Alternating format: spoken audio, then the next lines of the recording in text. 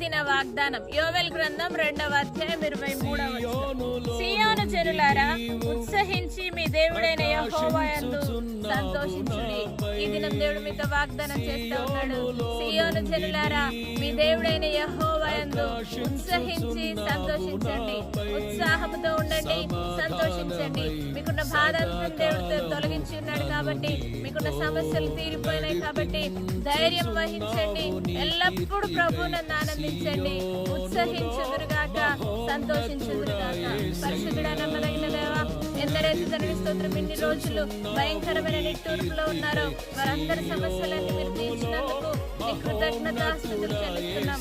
ఎంతమంది అయితే ఇంకా బాధలలో దేవాని స్తోత్ర సమస్యల్లో ఉన్నారో వారందరిని మీరు బాగు చేయబోతున్నందుకు నీ కృతజ్ఞతాస్తుతులు యేసయ్యా.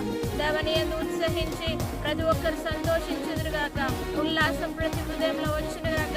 తిరిగి దాని పూర్వపు స్థితి ప్రతి కుటుంబంలో, ప్రతి గృహంలో, ప్రతి దేశంలో వచ్చునుగాక.